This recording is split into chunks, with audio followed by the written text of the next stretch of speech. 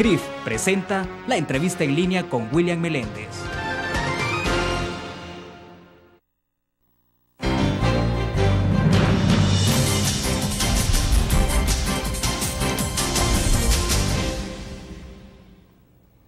Miércoles 10 de agosto de 2011, bienvenidos a la entrevista en línea. Transmitimos en tiempo real desde la sala de redacción de La Prensa Gráfica. Saludos a los cibernautas que nos ven a través del www.laprensagráfica.com, a nuestros televidentes en Canal 25 a las 9 de la noche y también un saludo a los radioescuchas en Grupo Dutriz Radio, GD Radio. Pueden enviar sus comentarios. La economía mundial se está moviendo vertiginosamente y de forma simultánea. Ocurren señales de advertencia en algunos países europeos, pero más recientemente muy cerca de nuestro país. Es el caso de Estados Unidos, que por primera vez en su historia su deuda ha sido degradada en la calificación y algunos economistas anticipan problemas para El Salvador. Ese y otros temas están en agenda para reflexionar con nuestro invitado de este miércoles. Hay muchos temas en materia económica. Nos acompaña en estudio el doctor Carlos Acevedo, presidente del Banco Central de Reserva. Doctor, bienvenido, un gusto. Bueno, William, muchas gracias por la invitación y un saludo cordial a toda tu audiencia. Perfecto, doctor. Para comenzar, Standard & Poor's ha degradado la deuda norteamericana a AA+. La pregunta es si tendrá o tiene ese hecho una implicación directa en la economía de nuestro país. Bueno, hay casos concretos en los mercados internacionales que se han desplomado, por ejemplo, el día lunes, ¿no? Ayer ya hubo una recuperación en las bolsas, pero Wall Street, por ejemplo, cayó más de 600 puntos el pasado lunes y eso arrastró las otras bolsas del mundo. Pero decíamos, ayer ya había un poco de estabilidad. Pero bueno, yo creo que lo importante de esto es que usted nos explicara un poco en detalle qué tipo de implicaciones puede ir teniendo esto, si es que los hay de inmediato, mediano o corto plazo. Bien, yo creo que más que el downgrade que Standard & Poor's le acaba de hacer a la deuda de Estados Unidos, el problema y el riesgo principal radica en la dinámica subyacente que ha conducido a esta situación. Recordemos que el argumento principal de Standard & Poor's para rebajar un escalón, el grado crediticio de Estados Unidos, es que Estados Unidos no ha hecho la consolidación o el ajuste fiscal necesario para que las finanzas públicas de Estados Unidos se coloquen en una trayectoria sostenible en el largo plazo.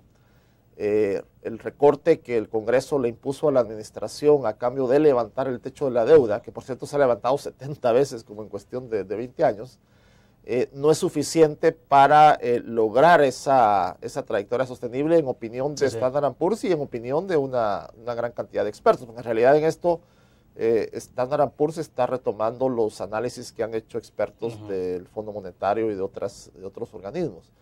Entonces, en vista de eso es que viene la degradación del riesgo crediticio de Estados Unidos.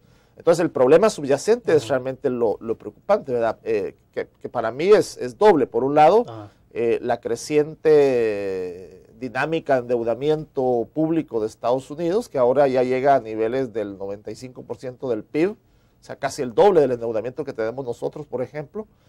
Y por otro lado, la débil dinámica económica, o sea, la tasa de crecimiento tan bajas que Estados Unidos viene registrando desde por lo menos la recesión antepasada, la recesión del 2001.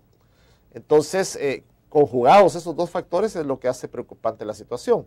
Entonces, para nosotros lo que eso significa es que en la medida en que Estados Unidos no se recupere y el comunicado que el Comité Federal de Mercado Abierto de la Reserva Federal sacó el día de ayer diciendo que las tasas de interés iban a permanecer al nivel históricamente bajo, por lo menos hasta mediados de 2013, indica la gravedad de la situación. O sea que no hay, incluso desde la perspectiva ya oficial de la Reserva Federal, perspectivas de recuperación antes de 2 años, ¿verdad? Y eso siendo extremadamente optimista, ¿verdad? Porque la mayoría de los expertos, aún los más optimistas, consideran que Estados Unidos no va a alcanzar niveles de crecimiento como los que tenía antes de la crisis, sino hasta de aquí a unos 5 años. Doctor, pero entonces ese anuncio de que no se va a bajar tasas de interés en por lo menos 2 años, o sea, es decir, no se va a subir las tasas. No se va a subir, perdón, tiene efectos positivos y negativos a la vez. Bueno, es un intento de la Reserva Federal de calmar a los mercados. Envía una señal. Envía una señal, pero al reconocer la gravedad de la situación sutilmente, envía también la señal de que la situación es bien crítica. Entonces, como bien decís, es una doble señal. Es una señal que manda, digamos, una señal de cierta calma a los mercados, pero al enviarlo reconoce la gravedad de la situación. Ahora, ¿eso no se sabe qué repercusiones tiene en este momento o si se pueden medir ya repercusiones de inmediatas? Es decir, algunos mercados que vean más una señal negativa que positiva de esta decisión. Sí, bueno, recordemos que los mercados bursátiles sobre todo son extremadamente volátiles y lo hemos visto en esta roller coaster, esta montaña rusa de los últimos 3 días. El día lunes, bueno, el dictamen de Standard & Poor's fue el viernes, ya el día lunes que los mercados abrieron de nuevo, Sí. Hubo una caída de más de 600 puntos en la bolsa de Nueva York, que es la sexta caída puntual más grande en toda la historia bursátil de Estados Unidos. Entonces es una caída muy, muy fuerte. Bueno, Carlos Slim perdió $8,000 millones con la caída de la bolsa. Sin embargo, tras el anuncio de la Reserva Federal, los mercados se recuperaron relativamente, pero no se recuperaron del todo justamente por la doble señal. De acuerdo. De que es un reconocimiento muy sutil de la gravedad de la situación. Ahora, la tendencia de esto, ¿será que vamos a estar en esas subidas y bajadas tan vertiginosas? Porque ese es el punto, o sea que de repente vemos estabilidad, pero de repente hay unas caídas fuertes. Bueno, en términos de los movimientos de la bolsa, la volatilidad esta, sobre todo en una economía financiera globalizada financieramente, eso es inevitable. Quizá no vamos a ver movimientos tan bruscos, ¿verdad? Una caída de más de 600 puntos y luego una subida de 400 en cuestión de 2 días, pero esos movimientos los vamos a seguir viendo. Ahora, lo más preocupante es justamente la perspectiva en el mediano plazo. Si Estados Unidos recayera en una segunda onda recesiva, por ejemplo, ya no tiene los instrumentos que tenía cuando enfrentó la anterior recesión. Recordemos que la anterior recesión le costó a Estados Unidos casi 20 puntos adicionales del PIB de endeudamiento público. De acuerdo. El techo de la deuda se ha subido a 14.3 trillones, que en teoría, si no hubiera una recesión, le alcanzaría al gobierno de Estados Unidos para llegar hasta 2013. Pero si hay una segunda ola recesiva, ese techo lo topa en cuestión de 1 año. De acuerdo. Debo hacer una pausa comercial. Cuando regresemos, explíquenos desde su punto de vista, por las señales que usted está viendo, por la interpretación que están haciendo en el Banco Central de Reserva, si es posible advertir que puede entrar en una segunda ola recesiva Estados Unidos, y ya entramos a ver las implicaciones que tiene para nuestro país. Vamos a la pausa.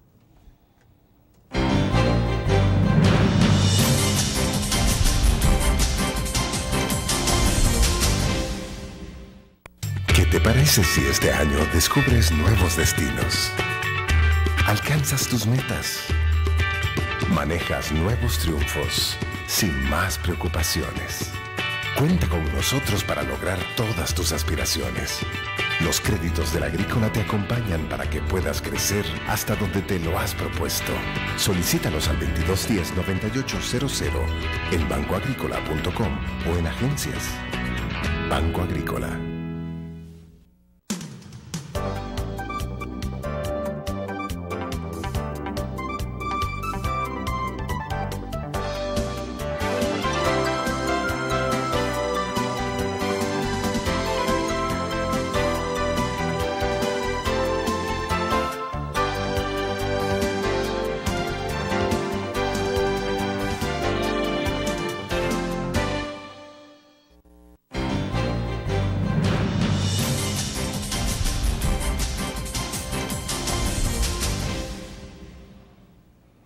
Está con nosotros en nuestros estudios Carlos Acevedo, presidente del Banco Central de Reserva en nuestro país. Doctor, le decía entonces, por la interpretación de los análisis de los datos que ustedes tienen en este momento del Banco Central de Reserva, es muy probable que pueda Estados Unidos caer en un segundo evento recesivo. Bueno, en este momento no podríamos decir que es muy probable, pero ciertamente la probabilidad incrementa a medida que surgen más datos. Incluso Larry Summers, que fue decano de Harvard y ex jefe de asesores económicos de la administración Clinton, decía hace unos pocos días que él veía que la probabilidad de que se cayera en una segunda recesión era más o menos de 1/3. Entonces estaríamos 1/3 o 2/3. Pero después de los últimos datos que han salido, por ejemplo, sobre el desempeño económico de Estados Unidos en el primer semestre de este año, esa probabilidad aumenta. La Reserva Federal ha reportado que Estados Unidos creció 0.8% en la primera mitad del año, lo cual significa que si lo anualizamos estaría creciendo 1.6, 1.7. Recordemos que la estimación inicial de crecimiento que se hacía a comienzos de este año para Estados Unidos era de un 3%, o sea que ahora se ha bajado a la mitad.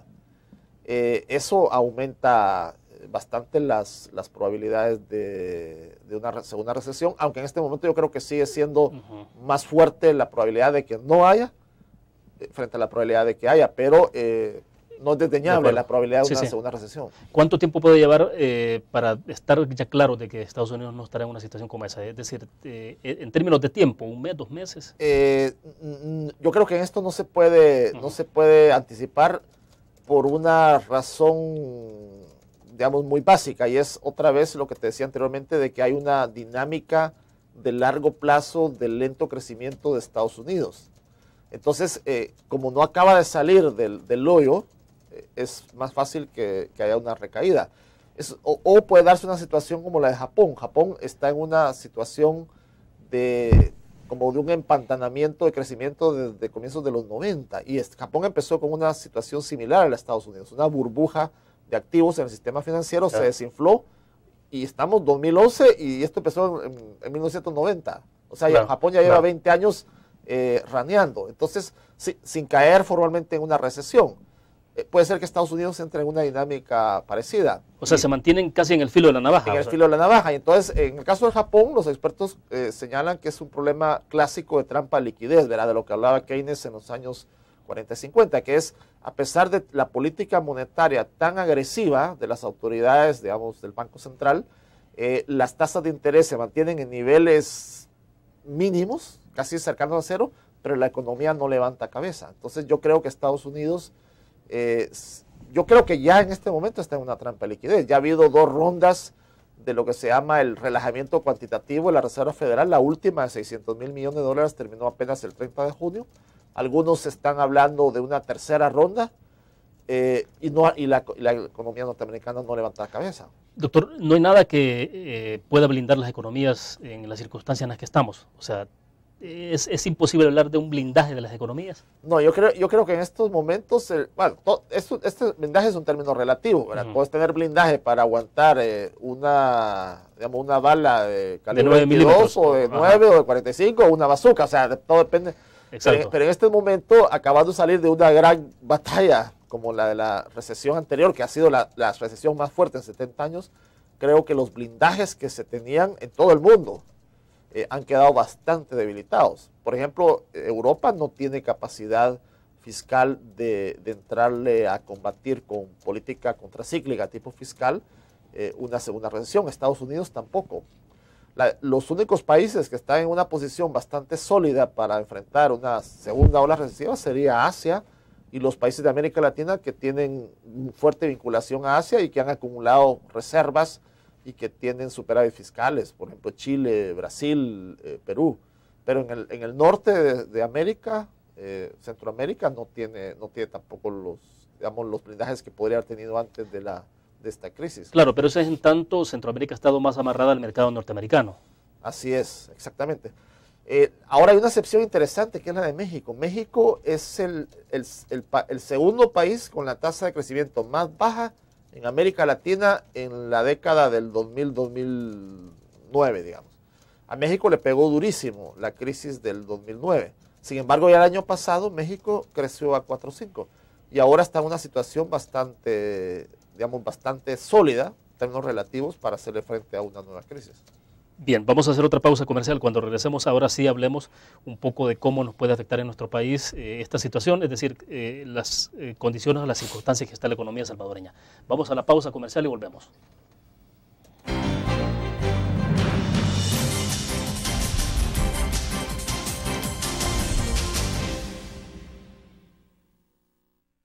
¿Qué te parece si este año estrenas ilusiones? Descubres nuevos destinos. Construyes tu futuro sin más preocupaciones. Cuenta con nosotros para lograr todas tus aspiraciones. Los créditos del Agrícola te acompañan para que puedas crecer hasta donde te lo has propuesto. Solicítalos al 2210-9800 en bancoagricola.com o en agencias. Banco Agrícola.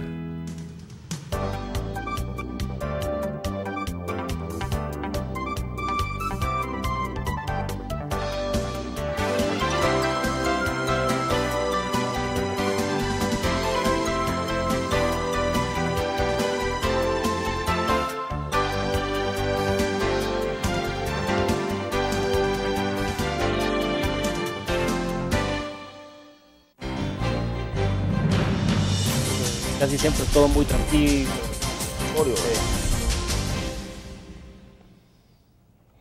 Doctor Acevedo, hablemos un poco de qué impacto puede tener esta situación entonces para la economía en El Salvador. Bueno, se habla mucho, por ejemplo, tenemos el mercado más importante, lo tenemos con Estados Unidos, tenemos el tema de las remesas, tenemos el tema de la dolarización.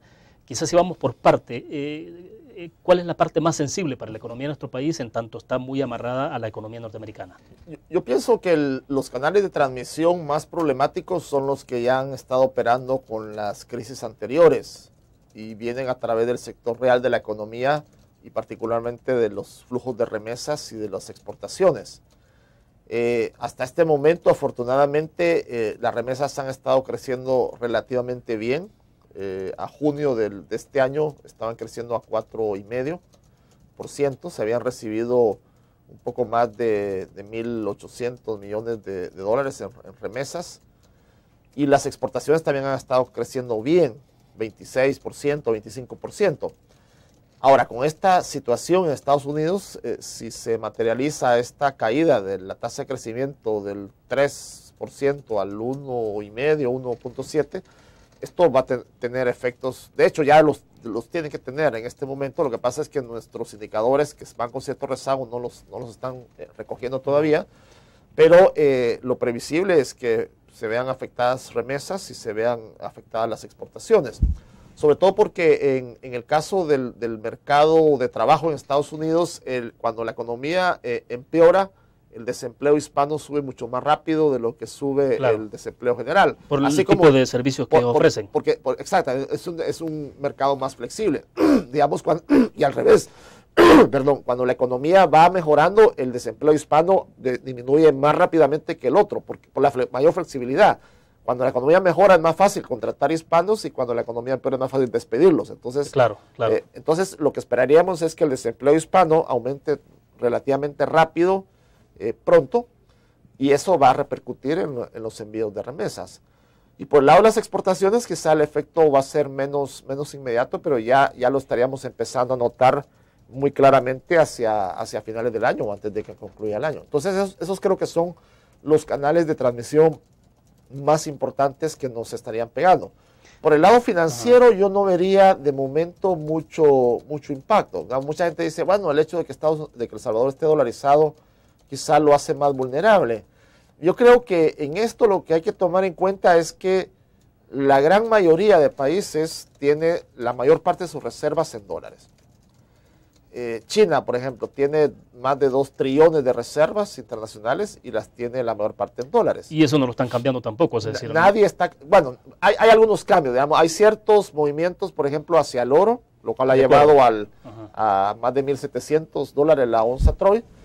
Hay ciertos movimientos hacia francos suizos, pero es impensable que la cantidad de inversiones que hay en títulos del tesoro o en instrumentos denominados en oro se vayan a francos suizos o a oro. No hay capacidad.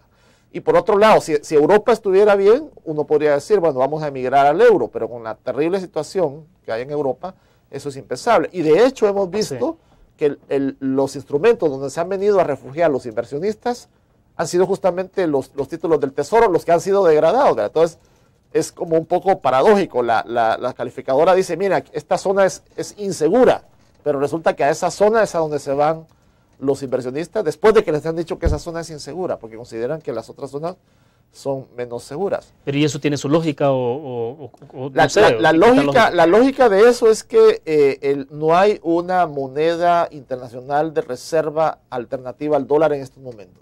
Entonces ¿hay una opción de diversificar?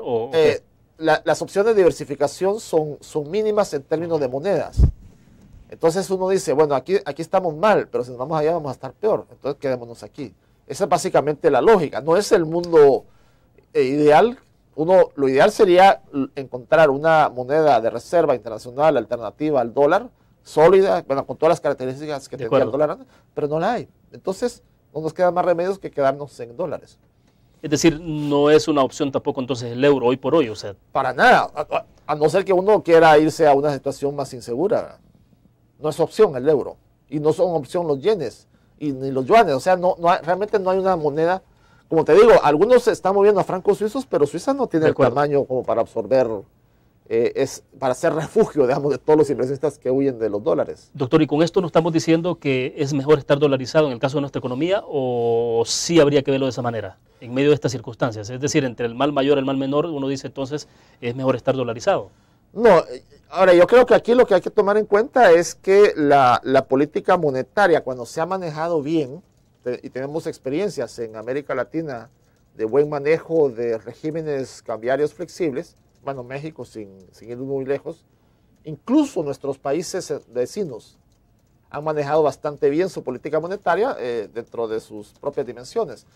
Eso les ha servido más que lo que nos ha servido a nosotros la dolarización. Entonces, yo pienso que en el mediano y largo plazo, con un buen manejo de la política monetaria, El Salvador hubiera estado mejor sin haber adoptado la dolarización. Pero eso, como ya lo he dicho otras veces, es llorar sobre la leche derramada, ¿verdad? Una vez que uno tiró la leche, lo mejor que puede hacer es limpiar y ver cómo sigue adelante. Ahora, entonces, como a manera de recapitular un poco, estamos hablando entonces que el tema de remesa y exportaciones es la parte más sensible para nuestro país en medio de esta crisis. Definitivamente, es por donde nos ha estado pegando y donde nos va a seguir pegando en la medida en que la situación se siga deteriorando en Estados Unidos. En el tema de las importaciones, ¿puede haber alguna implicación en términos de decir, bueno, los productos que se importan desde Estados Unidos pueden aumentar de precio y eso tener repercusiones internas? No. No, más bien sería al revés, porque el dólar se está debilitando. Entonces, y nosotros estamos dolarizados.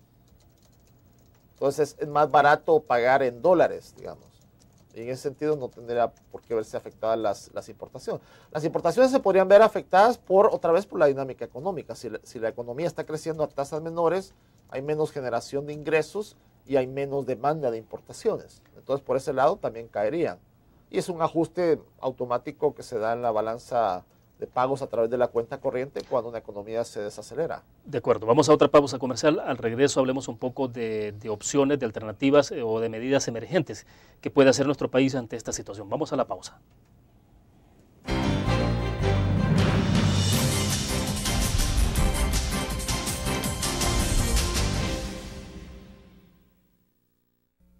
¿Qué te parece si este año alcanzas tus metas? Construyes tu futuro. Enfrentas nuevos retos sin más preocupaciones. Cuenta con nosotros para lograr todas tus aspiraciones. Los créditos de la Agrícola te acompañan para que puedas crecer hasta donde te lo has propuesto. Solicítanos al 2210-9800 en bancoagricola.com o en agencias. Banco Agrícola.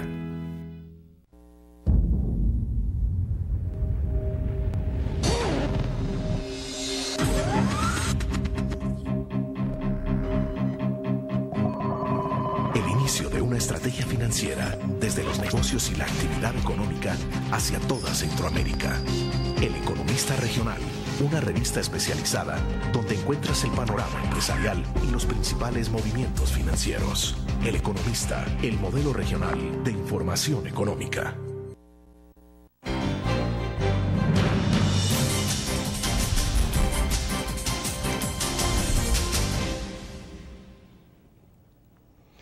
Bien, me interesa que vayamos explorando en los próximos segmentos, doctor, es sobre las posibilidades o las condiciones que tiene nuestro país para hacer frente a esta crisis. Ya estamos claros, usted dice, por el lado de las exportaciones y por el lado de las remesas puede haber un impacto de esta situación. Entonces, ¿cuáles son las posibilidades o alternativas que tiene el país para sortear esto?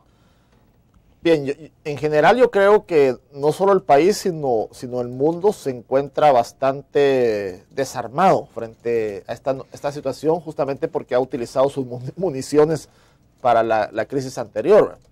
Esto, digamos, si ponemos una metáfora, es como que decís, bueno, yo voy a cruzar este desierto que tiene 30 kilómetros y voy a llevar mi galón de agua, ¿verdad? Pero resulta que cuando llegas, después de caminar los 30 kilómetros y que te has gastado tu galón de agua, que te confundiste, ¿verdad? Y en realidad el desierto no era de 30, sino de 60, ¿verdad? Pero ya te tomaste tu galón de agua. Entonces, ¿cómo haces para caminar los otros 30 sin el galón de agua? Entonces, un poco claro, eso nos está pasando. Las municiones chiquitas, en nuestro caso que teníamos, ya básicamente nos las gastamos para enfrentar la crisis anterior. Otros países tienen más municiones. De hecho, se diseñó todo un plan anticrisis, ¿no? Este gobierno, cuando asumió, diseñó un plan anticrisis y lo está ejecutando. Exactamente. Entonces, nos está pasando más o menos lo mismo que a Estados Unidos y que a Europa. Estados Unidos, para hacerle frente a la crisis, impulsó políticas contracíclicas que le elevaron la deuda pública a 20 puntos del PIB. Nosotros no le hablamos 20 puntos, pero entre la deuda que nos heredó el gobierno anterior y el déficit que nos heredó el gobierno anterior, ha habido un endeudamiento sensible del país para hacerle frente a la crisis.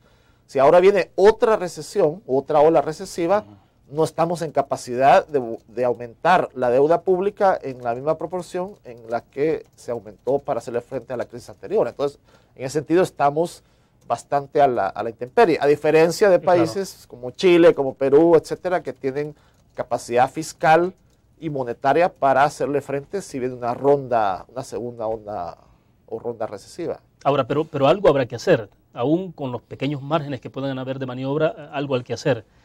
¿Qué es lo que están ustedes valorando en este momento ante esto? Porque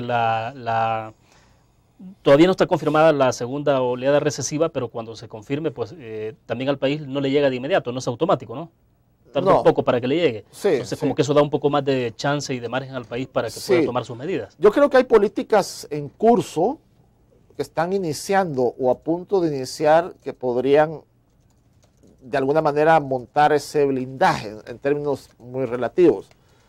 Por ejemplo, el programa de economía familiar, que no existía antes. Ahora ya está en marcha. La banca de desarrollo, que no existía, ahora ya está en breve a ser implementada. El asocio para el crecimiento, bueno, habría que ver también cómo los problemas presupuestarios de Estados Unidos terminan afectando la iniciativa esta, pero en todo caso ya empezaría a entrar en implementación. No existía antes. Sí, porque de hecho en esta parte hay quienes sugieren que Estados Unidos se podría haber obligado a hacer recortes con los programas sociales y eso podría implicar en algún momento determinado este tipo de programas. Sí, y es lo que cualquier observador, digamos, imparcial pensaría. Si es decir, si a usted le piden dónde meter el bisturí o la tijera, usted dice... Exacto. Hay recortes muy fuertes, no los que Standard & Poor's y las calificadoras decían que se requerían, pero hay recortes fuertes. Y cuando hay recortes, uno empieza a recortar aquello en lo que hay menos sensibilidad. Y en los países, bueno, eso ocurre en Estados Unidos y en cualquier país, cuando hay problemas presupuestarios internos, hay menos disponibilidad para ayudar a otros. Porque la gente te dice, bueno, ¿y por qué está mandando nuestro dinero a otros lados y aquí estamos bien fregados? ¿Verdad? Entonces, uno lo que pensaría es que va a haber alguna efectos negativos sobre estos programas. Pero bueno, ahí está algo que no existía antes. Entonces yo creo que eso ayuda, digamos, genera un escenario en términos de las herramientas disponibles que no se daba antes. Por otro lado, yo creo que es imperativo continuar con el proceso de consolidación fiscal. O sea, buscar la manera de hacer más eficiente el gasto público, priorizar realmente aquellos programas que tienen mayor impacto en términos de amortiguar efectos adversos sobre los sectores socialmente más vulnerables y avanzar en la recaudación. El Ministerio de Hacienda, como lo he dicho varias veces, está haciendo una labor extraordinaria de recaudación con las herramientas que tiene ahora, pero hay que darle más herramientas para aumentar todavía más la recaudación. Entonces yo creo que ahí hay una tarea pendiente que es necesario hacerla independientemente de si entramos en una crisis mayor o no, o nos mantenemos en la situación en la que estamos. Y en este tema de la recaudación, ¿por dónde entrarle? ¿A aumentar la base tributaria, a aumentar impuestos? O sea, ¿por dónde hacerlo de tal manera que no sea un factor que termine impactando todavía más a los sectores económicos que son los que pueden dinamizar un poco la economía? Bueno, cuando hay una meta de aumento de la recaudación, lo ideal es aumentarla primero a base de ampliar la base tributaria y no de aumentar tasas de impuestos. O sea, lo primero que uno tiene que hacer es, con las tasas que hay, buscar que todos paguen lo que tienen que pagar. Y en eso es en lo que ha estado trabajando Hacienda y lo está haciendo, como digo, de manera muy, muy extraordinaria. Una vez que se agote esa vía de que todo el mundo pague lo que tiene que pagar, entonces si no alcanza, habría que evaluar la posibilidad de ajustes de otro tipo. En términos de eficiencia, por ejemplo, de que paguen lo que deben de pagar, más o menos, ¿cómo están los indicadores? Bueno, ahí hay que hacer un cálculo más preciso de evasión. No tenemos estimaciones de evasión desde hace mucho. A partir de lo que uno mira que ha aumentado la recaudación, se podría suponer que la evasión se ha reducido en una buena medida, pero todavía hay evasión que hay que combatir y habría que medirla. Eso es fundamental para impulsar un proceso de consolidación fiscal. De acuerdo, vamos a otra pausa comercial y volvemos con más.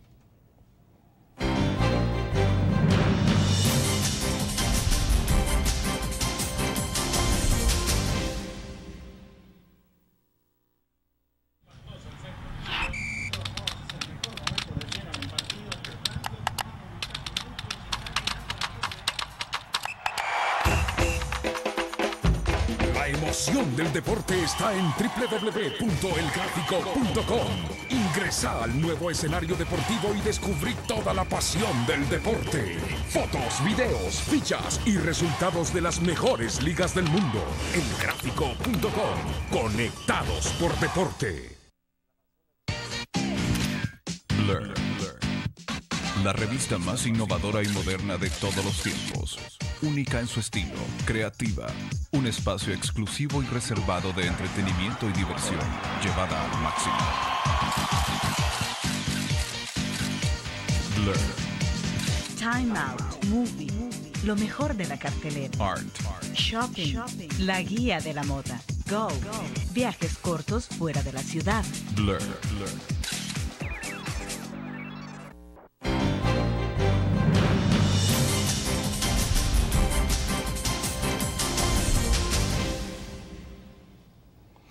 Doctor Acevedo, tengo acá varias participaciones de nuestros cibernautas que nos están siguiendo en línea en este momento. Voy a leerle algunas consideraciones, bueno, la mayoría quizás para que usted nos pueda dar respuesta un poquito más adelante. Dice Jaime Trejo, ¿El Salvador está creciendo o decreciendo? Esa es una pregunta puntual. Luego Carlos Marley dice, la calificación crediticia nos afecta directamente en el caso que se profundice la crisis debido a las benditas AFP. ¿Y quién nos asegura que los fondos de pensiones de los salvadoreños no se verán afectados a medida que se profundice esta crisis? Todo está conectado y en cadena, dice él. Bueno, si gusta, le dejo plantear esa interrogante y usted nos contesta. Ajá. Bueno, lo primero, de acuerdo a los indicadores que registra el Banco Central, la economía salvadoreña está creciendo, aunque como yo lo he dicho muchas veces, está creciendo a unas tasas que son insuficientes para generar los empleos y los ingresos que el país necesita. El último dato que tenemos del IVAE a mayo indica una tasa de crecimiento de alrededor de 2.3% en términos anualizados. Pero el país necesitaría crecer a tasas de 5 o 6% para que realmente la gente sienta que hay efectos en sus bolsillos, en sus presupuestos, en su bienestar. Entonces, en resumidas cuentas, está creciendo, pero muy lentamente. Luego, sobre el efecto en las AFPs. Bueno, las AFPs, los fondos están invertidos en los famosos CIP, Certificados de Inversión Previsional, que emite actualmente el BMI, y eso está pagando una tasa que no es la de los títulos del Tesoro, sino que es una tasa un poquito mayor. Entonces, no hay inversión de las AFPs en títulos del Tesoro o en instrumentos del gobierno de Estados Unidos. Quien tiene... Pero, perdón, había un poco de dificultades en términos de rentabilidad, ¿no? Con esto de las remesas, perdón, de las pensiones. Sí, no, definitivamente. Ahora, el problema de la rentabilidad es un problema universal, justamente porque estamos en un entorno todavía recesivo, con secuelas de recesión. Las tasas internacionales han llegado a su nivel más bajo en toda la historia económica monetaria del mundo. Por ejemplo, el Banco de Inglaterra, que lleva registros de tasas de interés más antiguos, mostraba que las tasas están en su nivel más bajo en casi 300 años de los récords que él tiene de tasas de interés. Entonces, no podemos esperar una rentabilidad alta cuando la rentabilidad en el mundo está por los suelos. Ahora, esto también es relativo. Si las AFPs pudieran invertir en otros instrumentos diferentes de los SIP, podrían tener mayor rentabilidad, sin duda alguna. De acuerdo. Ahora, Alejandro Sagastume nos dice, entonces, ¿la política monetaria que realiza los Estados Unidos es inútil para activar la economía? Insisto, yo considero que Estados Unidos está en una trampa de la liquidez y que ciertamente eso indicaría que la política monetaria está siendo inactiva para aumentar la economía, la tasa de crecimiento de la economía, pero habría que decir por otro lado que sin esa política monetaria expansiva, entonces Estados Unidos estaría en una recesión mucho más fuerte. Entonces creo que hay que hacer ese matiz. O sea, no ha logrado levantar las tasas de crecimiento, pero ha impedido que Estados Unidos caiga en una recesión más profunda. Y eso es importante. Claro, de acuerdo. Bueno, otras participaciones, nos dice Rolando Nolasco, William, felicidades, buena entrevista de ayer. Estuvo con nosotros Medardo González, coordinador general del FMLN, y hablamos de otros temas, desde luego, desde una visión política. Pero dice, es difícil para el país esta situación y nos afecta la dolarización. La opinión de él es que nos está afectando más la dolarización. Pero bueno, hace un ratito hablamos de ese tema. Sí. Roberto Alegría dice, sabemos el trabajo moderado que está haciendo el presidente Funes junto a su gobierno para sacarnos adelante de la crisis económica de 2008. Confiamos en que su trabajo y que nos seguirá sacando adelante como hasta ahora lo ha venido haciendo. Moris Ramos, hemos visto que los gobiernos anteriores han dejado al país con una deuda millonaria, pero lo bueno es que ha hecho este gobierno es sacarnos adelante en la crisis económica, no endeudarse como los otros gobiernos y que las exportaciones de nuestro país crezcan más. Tema de la deuda, ¿cómo estamos, doctor? Bueno, la deuda anda ahora alrededor del 50-51% del PIB. Había habido ahí un efecto contable por la emisión de eurobonos que se realizó en enero de este año, pero que era para pagar el vencimiento de unos eurobonos ahora en julio. Por eso es que había ahí como 650, 700 millones de dólares adicionales de endeudamiento, pero con los eurobonos que se pagaron el 21 de julio, eso ya bajó. Y que se hablaba de que la deuda estaba por el 54% más o menos, ¿no? Bueno, la deuda total del sector público consolidado anda por ahí. Lo que pasa es que cuando se habla de deuda pública, en términos comparativos internacionales, normalmente se refiere a la deuda del sector público no financiero. Y esa deuda es alrededor del 50-51% del PIB. Cuando se le suma la deuda a las instituciones financieras públicas, entonces ya sube a niveles del 54%. ¿Y esos márgenes, cómo los estima usted como presidente del Banco Central de Reserva? ¿Son márgenes manejables?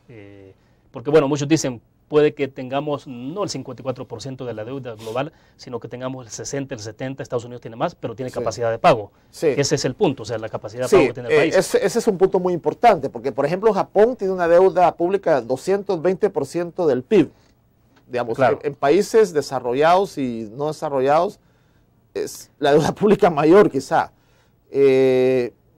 Bueno, Grecia tiene 150% del PIB, Italia tiene como 120% del PIB, España tiene un poco menos, como 90% del PIB.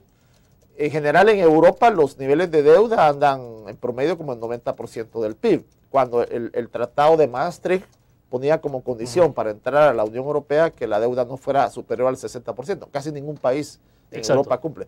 Entonces, si nosotros nos comparamos con Europa, seríamos un modelo de disciplina fiscal. Miren nuestra deuda, 54%. Pero vamos al punto de capacidad de pago. Ese es el punto importante. Entonces, ahí donde ya El Salvador entra un poco en un área complicada. ¿Dónde es lo más saludable mantenerse? ¿Es en el 50% o menos del 50%? Depende de la capacidad de pago. Depende de la capacidad. ¿Y de qué depende la capacidad de pago? Bueno, depende de cuánto crece la economía y depende de cuál es la carga tributaria. Entonces, ahí es donde viene nuestro problema. La economía está creciendo muy lentamente y nuestra carga tributaria es muy baja. Entonces, el servicio de la deuda, que ahora nos consume alrededor de 800 millones de dólares anuales, representa más o menos como entre la cuarta y la tercera parte de los ingresos tributarios. O sea, es bastante alto. Es bastante alto. Entonces, ese es el problema de nosotros. Entonces, el nivel de deuda no es exagerado si lo comparamos con Europa, pero en términos de nuestra capacidad de pago nos mantiene otra vez al filo de la navaja. De acuerdo. Vamos a otra pausa comercial. Regresamos con más.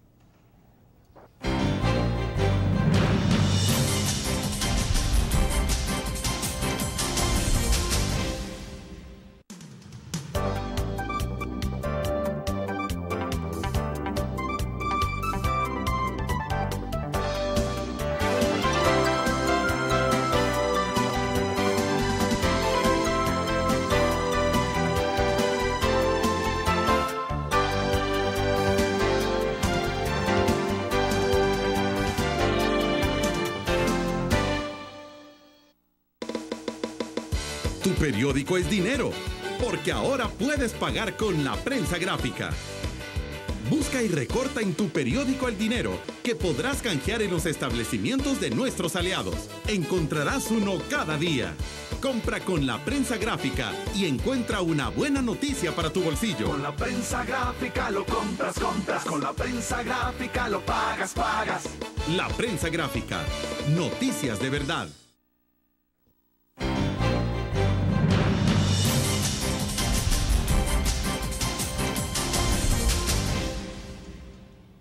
Vos sos el único que tenés este formato. Sí, bueno, que me estaba interrumpiendo por el tema del formato. Estábamos platicando del formato y bueno, no importa, o sea, creo que estamos hablando del formato de la entrevista en línea y justamente en eso nos agarró el corte comercial. Bueno, doctor Acevedo, hay más participaciones de los cibernautas. A ver, nos dice Alejandro Sagastume siempre porque nos está siguiendo en línea, dice, al final, ¿en qué o de qué sirvió el aumento del techo de la deuda? Esa es una pregunta. La otra es, ¿cuál es su predicción o cuál es su apuesta a que se entre a una doble recesión o que evitemos entrar? Ya abordamos un poco este tema, pero bueno, si usted cree conveniente lo puede tocar. Sí. Y José Barrera nos dice, buenos días William y doctor Acevedo, México ya anticipó un impacto por el problema de Estados Unidos y los privados. En ese país exigen un plan anticrisis. ¿Qué se prevé para El Salvador? ¿Habrá un recálculo de la previsión de crecimiento y en cuánto tiempo se traslada un impacto en Estados Unidos para El Salvador? Bueno, el tema del techo de la deuda sirvió para que de momento el gobierno de Estados Unidos no quedara paralizado. Porque si no se hubiera llegado al aumento a partir del 2 de agosto, hubiera venido una serie de demandas de gasto que no hubieran podido ser satisfechas. Bueno, por eso es que se hablaba el tema de la degradación de la deuda de Estados Unidos. Por ejemplo, ya el 4 de agosto vencían una serie de títulos del Tesoro que si no se hubiera levantado el techo de la deuda, probablemente Estados Unidos no hubiera tenido recursos para honrar esos títulos. Y eventualmente podría haberse llegado a situaciones más críticas, digamos, de no pagarle a empleados públicos, etcétera. Entonces, el techo de la deuda ha servido de momento para no paralizar el funcionamiento del gobierno norteamericano y de todos los compromisos de pago de Estados Unidos. Me imagino que Estados Unidos, cuando tomaron la decisión de subir el techo de la deuda, pues sabían de que era mejor hacer esto y no quedarse paralizado, ¿no? O sea, por las consecuencias. Claro, aunque recordemos que facciones radicales como el Tea Party y algunos republicanos consideraban que era mejor paralizar de acuerdo, que llegar a un compromiso de seguir aumentando la deuda sin, digamos, compromiso de la otra parte de empezar a recortar el gasto. La segunda pregunta era, había una segunda pregunta y no... decían acá cuál es su predicción o cuál es su apuesta de que se entre a una doble recesión o que evitemos entrar. Bueno, yo creo que en este momento, como digo, las probabilidades de entrar son menores que las probabilidades de no entrar. Yo lo pondría un 60 de que no y un 40 de que existe la probabilidad de entrar. Pero como digo, esto puede ir cambiando dependiendo de cómo evolucionan los acontecimientos en Estados Unidos y en Europa también. Claro. Quiero repetirle la pregunta que hace José Barrera, porque él dice, México ya anticipó un impacto por el problema de Estados Unidos y los privados en ese país exigen un plan anticrisis. ¿Qué se prevé para El Salvador? ¿Habrá un recálculo de la previsión de crecimiento y en cuánto tiempo se traslada un impacto de Estados Unidos para El Salvador? Sí, bueno, México es un caso interesante que mencionaba anteriormente de un país que ha sido muy golpeado, fue muy golpeado por la crisis del 2009, que ha tenido una dinámica de crecimiento en la década última bastante mala, el segundo país con menos crecimiento en América Latina, pero que decía yo, a partir del año pasado ha mostrado una recuperación muy importante y este año también se mira bastante bien. Nada menos ayer tenía una conversación telefónica con el gerente internacional del Banco de México y él puntualizaba algunos datos que mostraban la fortaleza de México para hacerle frente a la crisis. Por ejemplo, el Banco Central de México tiene en este momento un nivel de reservas de más o menos 130,000 millones de dólares. Estamos hablando de 6, 7 veces el PIB de El Salvador, ¿verdad? Solo en reservas del banco, que son reservas del banco, no como en el caso de nosotros, que nuestras reservas internacionales no son reservas del Estado. ¿Y a cuánto ascienden en este momento las reservas? En este momento andan como en 2.500 millones de dólares. Y las previsiones del Banco de México es que a finales del año aumente todavía alrededor de unos 10,000, 11,000 millones de las reservas. Hace 2 meses el Banco de México compró 100 toneladas de oro. Recordemos que el precio de la onza está en $1,700 en este momento. Sí, claro. ¿Cuánto valen 100 toneladas a $1,700 la onza? Entonces, México está en una posición de fortaleza financiera bastante grande para enfrentar una crisis por el lado financiero, al menos. Ahora, y bueno, se está preguntando sobre un plan anticrisis. ¿Hay que hacer una reevaluación de esto? ¿Un nuevo plan o cómo? Definitivamente yo creo que esto hay que estarlo monitoreando todo el día, así como los inversionistas monitorean los mercados en todo momento, y habría que hacer las readecuaciones o impulsar las políticas que dentro de la capacidad de maniobra que el país tiene se pueden impulsar. Pero ciertamente no es un escenario que uno pueda soslayar, ¿verdad? Claro. Es una situación muy, muy crítica. De acuerdo, hacemos la última pausa comercial y volvemos.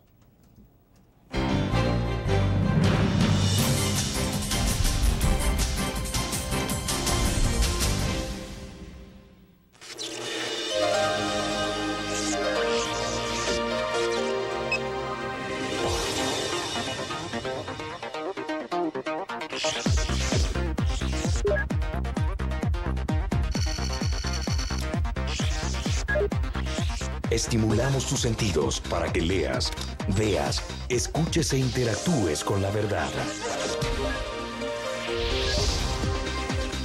LPG Multimedia. Tu periódico es dinero, porque ahora puedes pagar con la prensa gráfica. Busca y recorta en tu periódico el dinero que podrás canjear en los establecimientos de nuestros aliados. Encontrarás uno cada día. Compra con la prensa gráfica y encuentra una buena noticia para tu bolsillo. Con la prensa gráfica lo compras. Con la prensa gráfica lo pagas. La prensa gráfica. Noticias de verdad.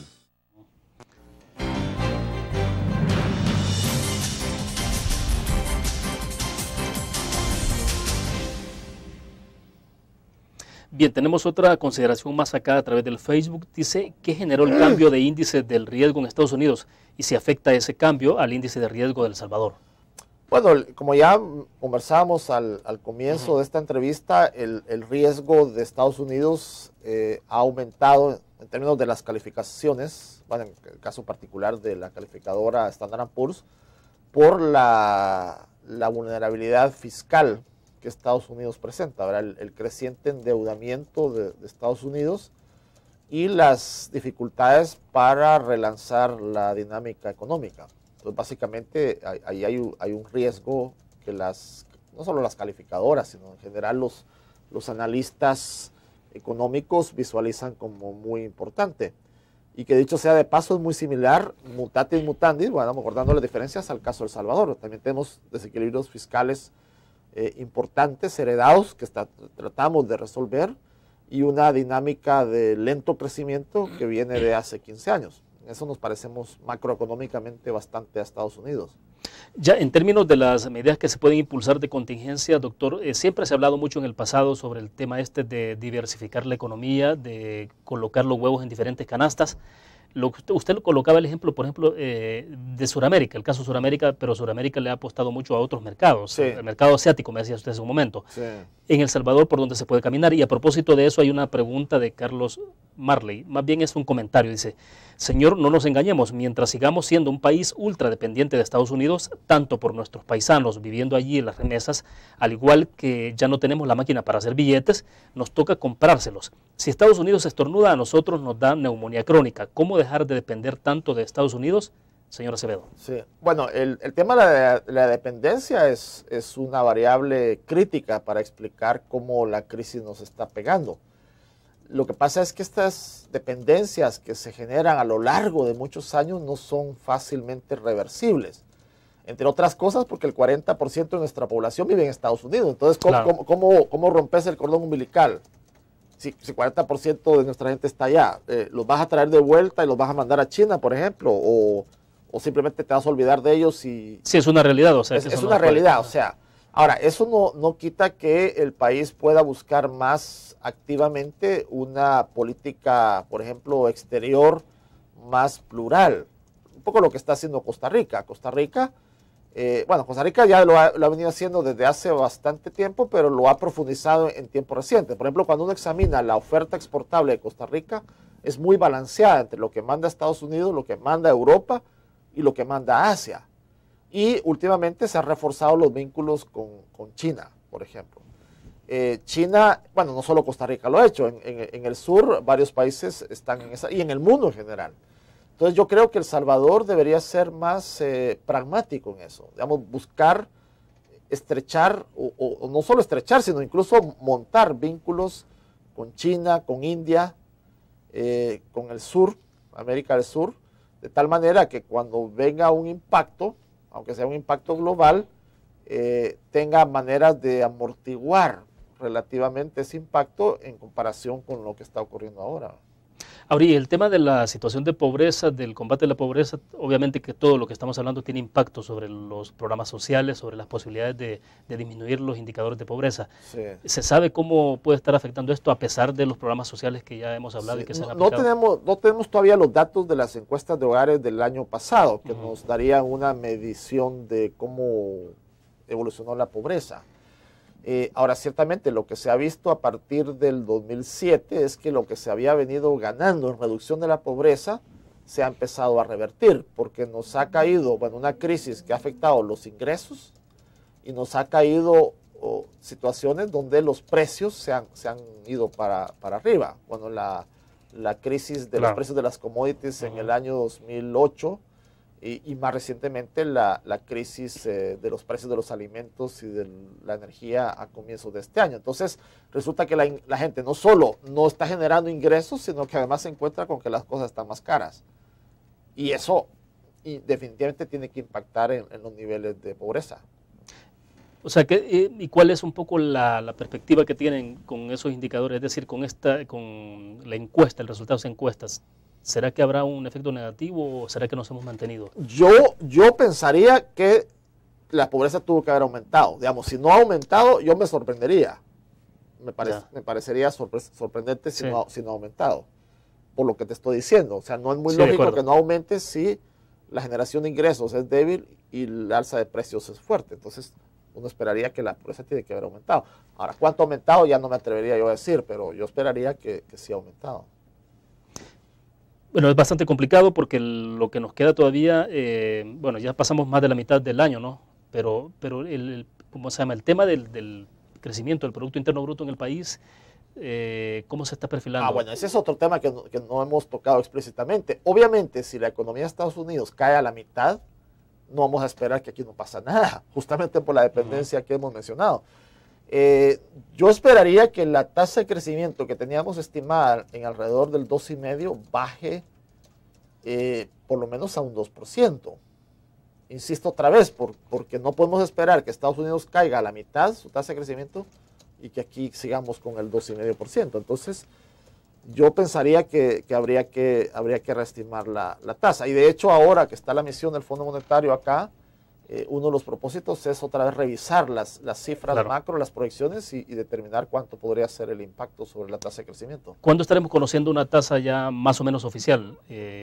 Yo pensaría que de aquí a un par de semanas.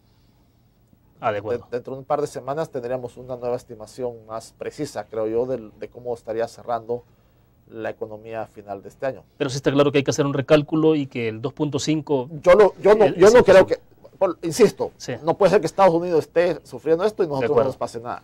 Bueno, perfecto, se nos agotó el tiempo. Alejandro Sagastú me dice, gracias William y también al doctor por haber respondido a las preguntas. Bueno, gracias a ustedes por participar, creo que esto es lo que enriquece más el programa. Doctor, le agradezco su participación, muy amable. Bueno, gracias William y un gusto estar siempre aquí contigo.